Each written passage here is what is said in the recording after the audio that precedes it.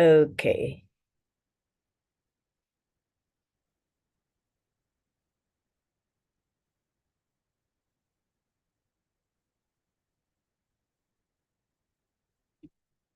Wonderful. So thank you very much. Today I am speaking from the Just North and Beyond, a pop-up university pavilion at COP28. The pavilion is jointly hosted by Michigan Technological University, UIT, the Arctic University of Norway, and the University of Sussex Business School. And the title of the session is Panel Discussion on Financial Knowledge for the Sustainable Future Blockchain. So I am Dr. Renuka Thakur, founder of Global Sustainable Futures Progress to Partnership Network. And here I was attending COP from the day one till today. Today is the last day in the COP, but I was given a part blue zone badge. So today I'm not in the blue zone, but I'm here in Dubai presenting this panel discussion. Global Sustainable Futures Progress to Partnership Network is a voluntary network, and it's a global. We have more than 6,000 coordinators around the world, and they are not only individuals, but they are organizations, networks, and universities and governments and non-government actors with us. And we have tremendous capacity of advocating, conveying, and doing projects in all sorts of climate change activities, but also in sustainable development goals. Our latest activity will start from this year, coming year, and that would be Communities Carbon Calculator. And however, without going into that details, I would like to introduce our panelist today. And she is the first one I would like to introduce is Mariana De La Roche. She is a recognized leader in the blockchain and regulatory space. As a member of board of directors for INATBA, Mariana brings her extensive expertise and commitment to the forefront of the blockchain industry. She holds a law degree specializing in human rights and humanitarian law and has earned a master's degree in public administration.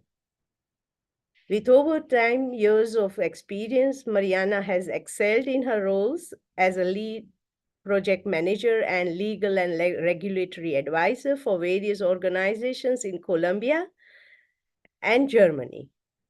Her impactful journey in INTBA began in 2021 when she assumed a leadership role in driving social impact and sustainability efforts, actively advocating invaluable work within that. Mariana is key coordinator for BC 100 Plus, an initiative supported by the 77th President of the United Nations General Assembly. She serves as a member of EUBOF expert panel and as an advisor of Build 5. She's multifaceted contributions. Her multifaceted contributions and expertise have established her as a prominent figure in blockchain industry, and I'm delighted to have her today. So thank you, Mariana, for being with us.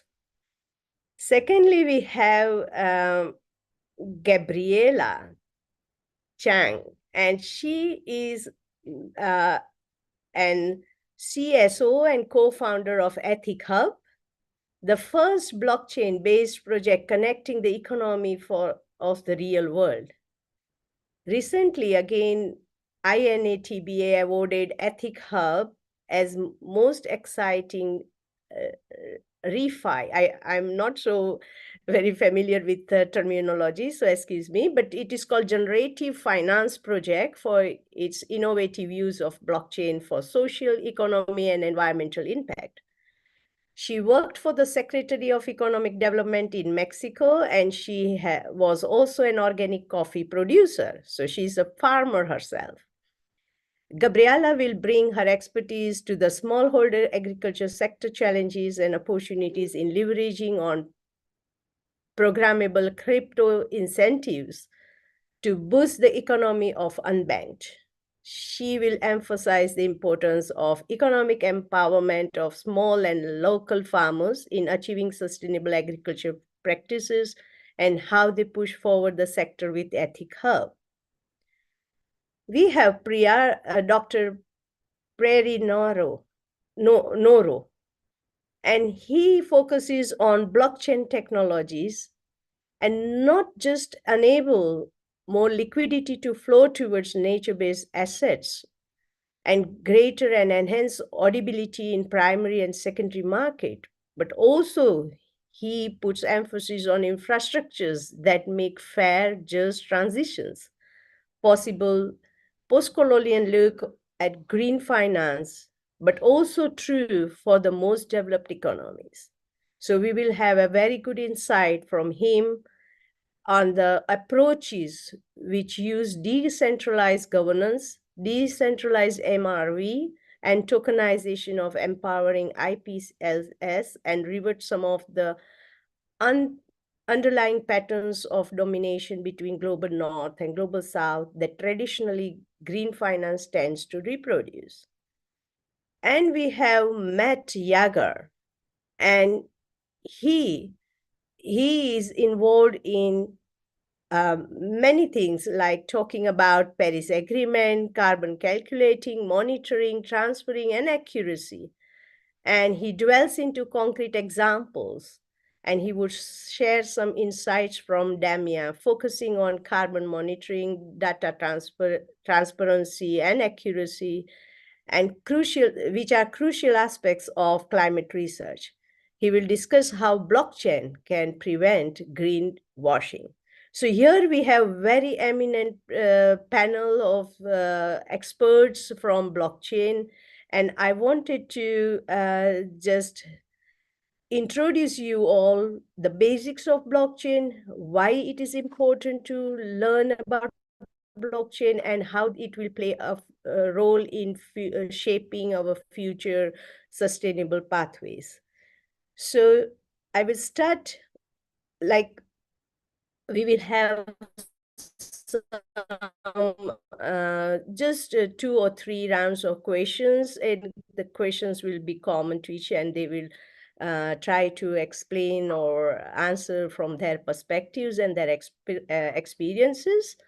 So I would like, first of all, to tell them their experience and especially their experience and what are their perspectives on blockchain technology and how it can contribute to our sustainable pathways. So I will start with Mariana first. So please, Mariana, thank you. Yeah, thank you, everyone, and good morning. It's quite early here in Europe, quite late for Matthew. Yeah, I think that like what is important is to actually recognize like how like technology is just a tool, blockchain is just a tool, right? And it comes to us how we use it and implement it, but the nature of blockchain itself allow us to just like do really interesting things when it comes to sustainability and circularity, right? So one of the things that I always start with when I'm asked to speak about the role of blockchain is that in order to do circularity and sustainability, you need data, right? Like not all actions that are implemented towards circular economies are actually sustainable. Sometimes to actually refurbish a product to keep it on the market for longer time, you need high levels of energy and water, which makes the solution circular yet but not sustainable, right? So here is when data actually becomes really, really important. So we can understand where the interventions are going to have highly impact or will actually support us to become more sustainable. So we not only implement solutions that seem nice and goes more in the direction of like greenwashing, but actually are generating sustainability. So blockchain, just because of the nature of the technology itself, allow us to just like have like better understanding of the data and also makes the data more reliable. So Matthew is going to talk a little bit about that on how they're doing it, because this is a really interesting project where they're not only assessing and collecting data from different sources, from machine to machine or sensors, but also like manual collection. They also rank it, which actually facilitates the process of auditing the data and evaluating the data to know how much trust we can put in the data that we are seeing, right? So I think that these particular as like characteristics of blockchain just like bring a lot of potential for different applications, as well as what Gabriela is doing, for example, in the realms of financial inclusion with the technology as well, to bring in into the financial ecosystem and into the financial system people that has been excluded by different reasons, whether it's because they don't have access to the financial infrastructure or because of their own conditions they can not access the products, right? So I think that there is different ways where we can see how blockchain is impacting sustainability in the broader sense, not only in the planet, but also like people and prosperity. And yeah, I'm really looking forward to hear from the others about their examples. I cannot hear you. Thank you. Thank you very much, Mariana. And thank you for highlighting the importance of data in this blockchain. But I would like to also listen before I go to others. Maybe you can please explain the basic technology behind blockchain, if that is you can share with us. Yeah, I can try to do that in a summarized way. But blockchain is a type of the set of distributed ledger technologies. Is distributed because the way that operates means that like everyone that participate on the network has a copy of the information, which make it like more secure.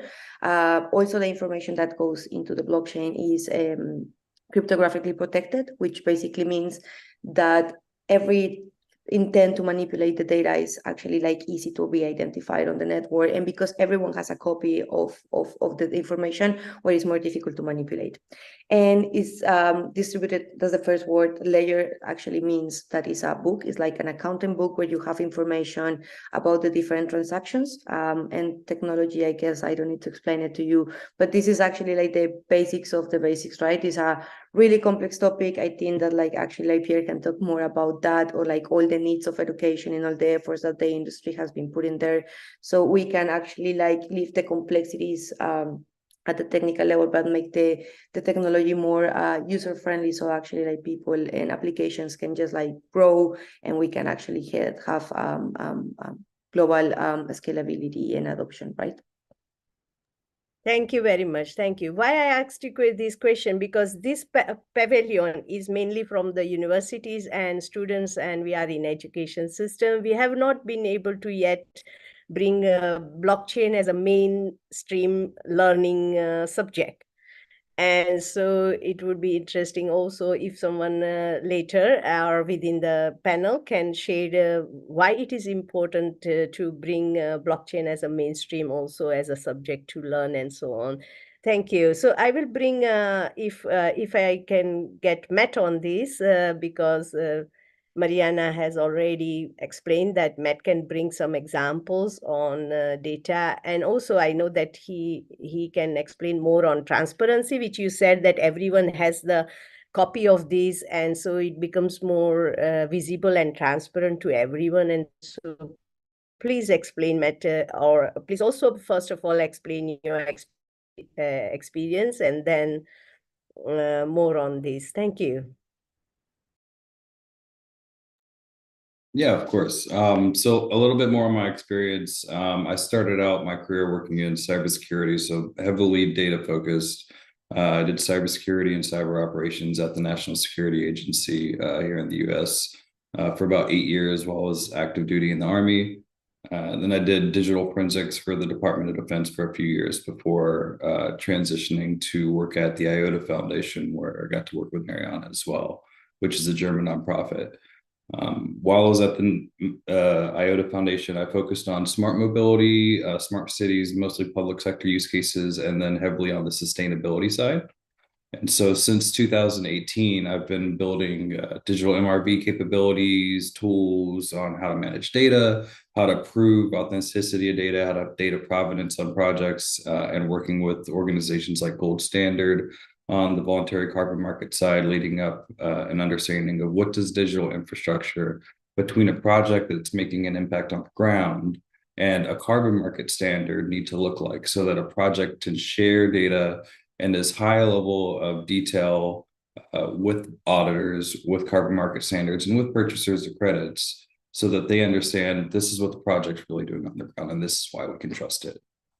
So coming from that perspective, we piloted that in a few different instances with government support from the Ministry of Environment in Chile and Environment Climate Change Canada, to understand what that looks like and how it can solve real problems. And we've learned quite a bit on what kind of projects are capable of building trust and enabling people to trust the impact that they're making from a digital perspective. Because you can't do it with every kind of project. It's not suitable for some locations. It's not suitable for every kind of project. And understanding which ones it is and how we can start to there and then eventually get into the other project types, so that it can help in developing countries and help ensure that people are getting what's due to them for like smallhold farmers, as an example, knowing that they're making the impact, and you don't want some third party in the middle that's taking all of the value out of the value chain. If you have a number of smallhold farmers in Africa or Southeast Asia or South America or some of these areas, and they're the ones that are making the changes to create a more regenerative project or a more regenerative process, you want to ensure that they're getting 80% of the benefit at least. But often what you see right now is they're getting 15% of the benefit, and all the people in the middle are soaking up the value along the process, and they're very often getting minimal benefit out of it. So. Thank you. Thank you for highlighting. What I understand that, yes, data is very important, but also the bespoke data is needed, right? Like which is in the context of the people where we are getting the data. And it is very, also like looking at the ground level people like farmers and so on. And I believe there are plenty of challenges of getting such data, first of all, in first place, from the, especially from the farmers and all that, who are not so literate in digital, you know, digital way, I mean, technology, or also like knowing what units they have to gather, or what they have, what type of data they need to gather. So I will bring Gabriela here to share her experience first, and then also put some light on this, that how and why it is important to gather the data from the small scale, and how blockchain can help maybe facilitate more sustainable pathways. Thank you. Thank you. As Mariana was saying, blockchain is just a tool, and it's up to us what we use it for. So far, the focus on financial inclusion relates more on the problem that is excluding almost a quarter of the world population from the financial services. This means when one of these people need money to work, they cannot access to a bank or a microfinancial institution. They only rely on shark loans, which are not only expensive, banks are even more expensive, but that comes later. It's not only expensive, but the amount is not enough to break the poverty cycle. It is the amount of money they get is so little that it's not enough to increase the productivity and break free of this. They work just to pay back debts. And this is where we worked because, well, as you said, my background, I was also a farmer, worked for the Secretary of Economic Development, and we were studying this intersection of people without financial services. If we say blockchain is the warranty that data has not been trampled with, the cryptocurrencies provide us, enable us the traceability of the funds. Some of the people is familiar with blockchain traceability features, but think of cryptocurrencies as the possibility to trace the funding, but especially to work without intermediaries. And this is where the technology becomes key. As Matt was saying, there's so much intermediation that the final beneficiaries get a very thin slice of what they deserve because there's so much services in between. With blockchain, You can use decentralized finance, which is kind of an automated system for interact financially. So it all becomes transparent, traceable, and especially very efficient. Just to say an example, we can do 500 transactions on the blockchain by 1 cent. Imagine how costly it is to make small transference of money to the areas of the world where the money is most needed. It's funnily, the poorest the country, the most expensive the transference of money. So blockchain alleviates that problem. But the most amazing thing, the most exciting thing I found about blockchain is tokenomics. It's a new science where you can program the benefits, you can program the incentives to make the behaviors you are looking for to happen. And I think that's key, because you were talking about the small farmers without connectivity, without internet. That's partially what they are excluded from the financial system, because you cannot make a risk assessment if they don't have data. And their lands, in the case of coffee, I always say this, 80% of the coffee in the world is produced by poor people with 2 hectares of land. Coffee is one of the most traded commodities after oil, and yet they are receiving a very thin slice of the benefits. And let's remember, these people live in some of the greenest and most vulnerable areas of the planet. So their well-being is ours. That's all the coffee belt, as it's called. But in general, agriculture, 1/5 of the world population is smallholder farmers living in poverty, despite producing 1/3 of the world's food. It's an imbalance that we need to bring back to balance. Sorry to say, repeat it in this way. So I think we need to secure their well-being, to secure ours. And this tokenomics, this design of incentive loops, enable the farmers to benefit from the blockchain, even if they don't directly interact with it. We are proving technology is not another way of exclusion. For now, at the beginning, we tried to work directly with the farmers, but the technology is not mature enough. It will come in 1 year or 2. So we group them in cooperatives, and we interact with the cooperatives where one person have access to the internet, to the wallet, to the exchange, to the bank, and from there it redistributes to the small farmers. In the future, we will be able to trace the funds back to each one of the beneficiaries, even if we keep this entity as the connection, as the link of the supply chain, that it is in direct contact with the farmers. And in this way, we can make sure that all the funding and all the transactions are carried on this transparent way. But we don't need to wait until that time comes. We've been working 5 years now more than 5 years with the farmers. Our platform has lent almost $4 million in microloans with less than 1% default. And this is another key point. People is not aware that long-term farmers are very good payers. They think they are like microfinance default, which is 36%, because it's for consumption. We focus on productive loans to finance the productive activities of the farmers, to improve their living standards through their own productivity. And here is where we are connecting Global North and Global South to make an arbitrage, a win-win arbitrage, where you split the benefits of the amazing different rates. In Europe, we have even negative rates for the money in the bank, when in the other side of the world, these people is paying over 100% interest. So by directly connecting in a peer-to-peer manner, this crowd lending, we are able to yield benefits for all the participants and build a new business model that hopefully will be replicated in other areas also. Thank you. Thank you, Gabriela. Very wonderful experience you have shared, and also examples.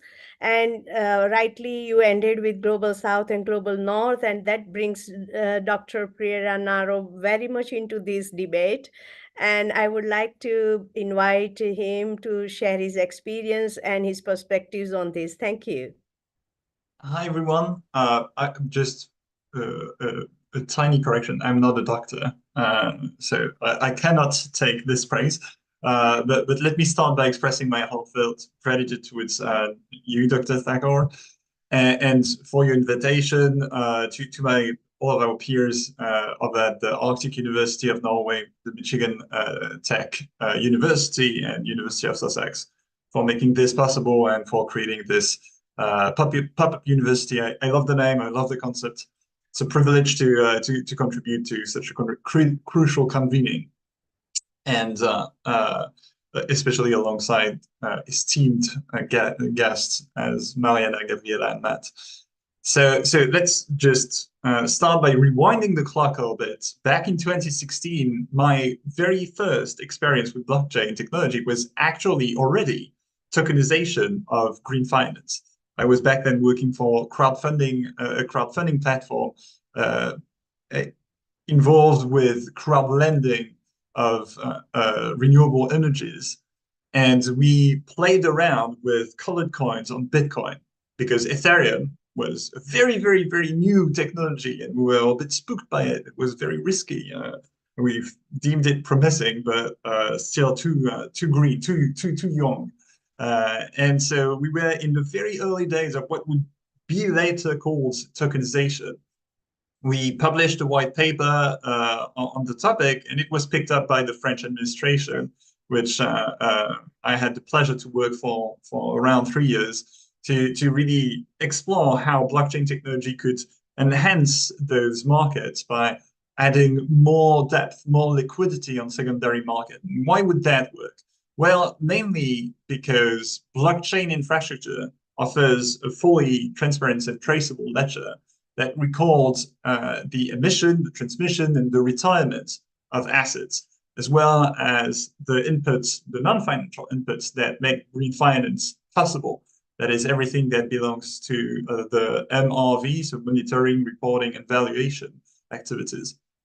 Smart contracts, they also facilitate trustless and automated movements or conditional operations, which is something that is quite desirable when you think about financial assets that are pretty much alive, right? They are backed or they're based on ecosystems that evolve themselves. And those assets, of course, can be transferred way more easily. They can be fractioned, they can be bundled in a very composable manner. And finally, last but not least, those markets that are based on blockchain tend to be open access to financial information. They lower barriers to entry and have way less intermediaries that you would find in traditional finance. Some still, though, remain crucial to link the digital assets and the physical reality. The reason why I wanted to do this little jump back in time is because I think that now this value added of blockchain technology for green finance is pretty well known. And anything that contributes to bridging the enormous sustainability funding gap that we absolutely need to bridge is good, right? But I think that blockchain tech definitely has a greater role to play there, especially when we talk about fair transitions, because it's both a digital, decentralized, disintermediated market infrastructure, but it's also a way to channel additional funds from crypto assets market, which we need to remember that those crypto assets markets have been they have originated on very carbon intensive processes. Now, the core, the DNA of blockchain technology is really a project to build alternative financial systems that truly rely on decentralization, on openness, on peer-to-peer collaboration, and to truly empower users and communities, as Gabriela and Mariana just really rightfully say. And so it's in that regard that we must consider the potential of Web3 as a way not just to supercharge green finance, but really to create new practices and to facilitate fair and just transitions. So there are many, many ways through which we can provide alternative tools that subvert neo and post-colonial forms of dominations that are absolutely entrenched in our financial systems. Many ways that we can use them to help bottom-up governance processes, to reshuffle the cards between the global north, the global south, and finally, to many ways through which we can empower stakeholders whose voice should be more prevalent in the conversation, especially indigenous people and local communities. So I'm just going to mention two main avenues. I think the first one is how blockchain technologies can really be used as bottom-up infrastructure for generation, assessment, and valuation of nature-based assets, giving back the agency and the decision power to communities. I think Hub is actually a very great example of it, but I'm not an expert of it, and by all means, not as well as Gabriela. So I will let her probably deepen the topic. Let me mention probably a project that is born in Curacao, that is named Collectivo. Is tremendously inspiring because they actually make those assets. They create open source standards and protocols for local communities to identify natural assets and create crypto assets that are based on these ecosystems. These assets are then used to back local stablecoins. So stablecoin is a crypto asset that is just meant to keep a very stable value, and thus that can be used as a form of currency that strengthens the monetary independence and contributes to the economic development of small nations that are typically not very, whose financial sovereignty is very systematically challenged. And so projects such as Curacao tend to give back agency and decision power to communities who know best the ecosystem and who make these assets actually valuable because they are stewarding them on a daily basis and have been doing so for decades, if not centuries. So that's one way Web3 can really support more green finance projects that really start from the communities that are operated by the communities and for the communities themselves. Another one that I want to touch upon before we jump into the questions is is how blockchain technologies can reinject more fairness and trust within other processes where global South nations and communities tend to be neglected. And the first one that would jump to my mind when we talk about green finance is really decentralized MRV, right? So decentralized MRV is actually a bit of an umbrella term, and it covers both how projects now, how standards combine both data that come from AI processes, smart meters, satellite imagery that would be able to record the health, and thus the wealth of an ecosystem and its ecosystem services, for instance, and combines that with decentralized governance to entrust local communities to themselves evaluate and report on the health and the environmental benefits that are generated by the ecosystems that they take care of, that they live from. Projects like the Open Forest Protocol or the Region Network use the immutability and openness and standardization that decentralized networks afford, not just to have a new market infrastructure for tokenized assets, but really, in this case, to restore the value of local knowledge and traditional practice in sustainable finance alongside scientific and technological data, right? Like it's not either or, it needs to be all of that, all of the above. I think that I've spoken for quite a while. So perhaps mentioning that a very last one, because there are also experience. It's not just about, I don't want to play in this fantasy of just people living in the forest and reporting things and then going on their computer and hacking into the blockchain. But like it covers a wide array of various practices and realities. Another experiment that I really like is one that has been carried out in Nairobi. So it's a collaboration between several little groups, I think called Dplan, Proto, and Block IoT. And so their goal was to reward urban citizens for the crowdsourcing of nature and biodiversity. So basically asking citizens of Nairobi to go out and map where are green areas within the city, where are to go in the parks and to report on the natural beings that we find there. So to do some biodiversity mapping, and this mapping was then used to issue tokens that are based on the concept of payment for environmental services, right? So yeah, that's it. I just want to wrap up with a big grain of salt is that although I'm absolutely convinced that blockchain technology can be one of the many tools that help fair and just transitions, we must stay mindful of some pitfalls that are important to to remind here. And the main one for me is really how blockchain networks can also contribute to the commodification of nature, and that this is both, a boon and a heddle. And so it's a process that must be questioned. And the last one, Gabriela and Mariana both mentioned it, is really this question of inequalities of access to digital technology and to digital identity. A lot of those decentralized governance processes need those digital identity systems, and we're not equal in front of them. So when we think about those tools to enable just and fair transitions, we also need how to think about how we're going to make those tools more fair and just to then carry out their revolutionary impact. Thank you, Piera. And so what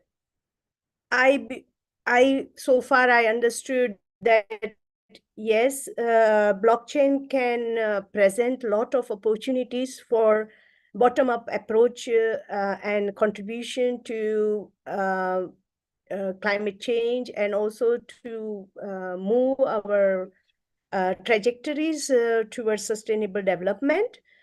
But me being like, say probably for 6 months or so, I was not known to I did not know anything about blockchain. And as soon as I heard the word crypto or something, I was fearful, and I used to keep myself back, like no, I don't want to read about this, or because probably it is because of the I think the use case of Bitcoin has, I don't know whether it has popularized, of course it popularized blockchain, but also people have some sort of thinking that, oh no, I don't want to get into that sort of technology or that set of financial knowledge, investment or something. That has been like, I have spoken to a few people here and so on, and they said, oh, we can trust that technology, but it is a gray area. So probably if I would like Mariana to tell us that what are the challenges here, how we can bring lot of people here, because we know that we need masses here to understand at least what is blockchain, or how we can literate them, what are the areas where we can show them some incentive or so on, if you have come across those things, or whatever you would like to say, that how we can more popularize this technology for a better cause. As if you can share some experience there. Thank you. So there's a lot of things that I can say on that regards, right? Like the first one that I say is that one of the challenges is the complexities. There's a lot of activities and initiatives that are pushing towards more education. Just on the top of my mind, the Chase project that is like financed by the European Union to actually create a curriculum for the Erasmus program on blockchain can be an example. But I actually wanted to just call the attention to the fact that the idea of just connecting immediately financial or Bitcoin to the idea of blockchain, I think that is one of the biggest misconceptions, right? Because if we go into the investment part of crypto, yes, of course, that's one area, and you have a lot of speculation, and there was a lot of there's a lot of things going on that regards. Also, a lot of innovation with the DeFi sector, automatic market makers, trades, all of these things. Yes, this is a big portion, right? But what I would like to highlight is the potential, and I think that this is also what Pierre was saying, is the potential of the underlying technology, right? Like blockchain. And here there are different things that you can do that are beyond the financial institutions or the financial sector, that it comes more to sustainable applications. One of the things, and I think that I discussed this last time also in a panel with Pierre in Brussels, is that I really believe that there are different levels of understanding and education that you need to address. It's not the same level of education that you need to have if you are the developer of a project and you are developing the solution, than the level of understanding that you need to have if you are the regulator and you're trying to set the rules that are going to actually like drive the industry forward, as well as protecting consumers, as the level of education that we need in the normal user, right? So depending on the application, what we need is that the user understand how this technology can benefit them, right? And this also like also everything that is going on the global south. I am really interested to see, like I didn't mention it before, but like I'm from Colombia, and I was working with the development sector before. But one of the things that I have noticed is that there is, for some reason, more adoption in the global south. And like I was like questioning a lot, like what is this happening? Maybe it's more support from the governments, it's more incentive, but the real answer is that they actually need these technologies. They have fundamental problems that needs to be solved. They have not been able to solve it so far, and they just like came to explore how with technologies they can solve it. We are in a more comfortable position in Europe, so we are a little bit more careful. So we are actually like going a little bit slower when it comes to adoption. It was mentioned the concept of stable coins, and I actually like thinking like how this will impact a country like mine, with like the Colombian peso is devaluated, right? Competing in the international market with a devaluated currency is really complicated. But if you put also into place stable coins, this also have the potential to activate the economy and actually push forward the economy and allow these countries to have like more competitive advantage in the international trade, especially because we have like really rich when you talk about like raw material productions, agriculture, cultural things, like it's like really a really rich region, not only Latin American but also African countries, and yet we are not like pushing forward the competitiveness. Okay, Mariana, we are now left with only 1 minute. I did not realize that we were talking so it was very, very interesting. We are left with only 1 minute. Maybe I can invite everyone just to give some last thoughts in very short sentences, maybe 3-4 words, phrases, like what we want to give our message to the audience. So I will start with Gabriela first. Okay, thank you, Doctor. I will say we distrust what we don't know. When people distrust Bitcoin, they say it's to buy guns and drugs. I said the same than dollars and euros. So it's just the tool. What we do with this tool is to do Wall Street on steroids, or build new regenerative systems. So we need to do tech with purpose. We need to use what we have built to improve the humanity, and not to keep just reproducing the systems that don't work. That's it. Don't Perfect, Gabriela. Tech for purpose. Tech with purpose. Thank you very much. Thank you very much. Please, Matt. On my side, I'd just say peer-to-peer. Blockchain's there so that on a global context, you can interact with anybody else, anywhere else in the world, and trust that you're going to get what you need to get out. Wonderful, wonderful. Thank you very much. Priya.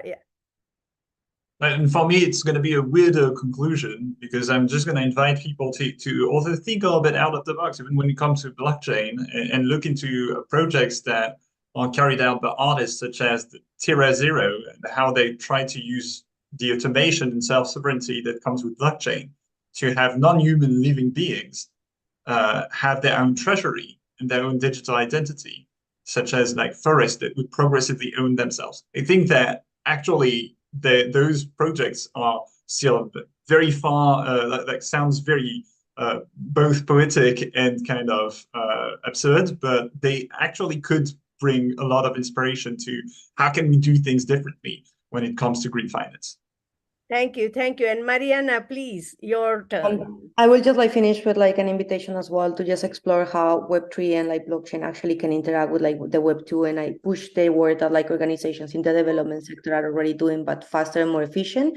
And that's exactly the initiative that we have with BC100 Plus, which tries to do this, right? Because like most of the complaints that we have around COP is the lack of actually concrete commitments and action. And I think that the blockchain industry actually is one of those industries that is leading by example, because we are completely action driven and we are actually trying to generate impact. Perfect, perfect.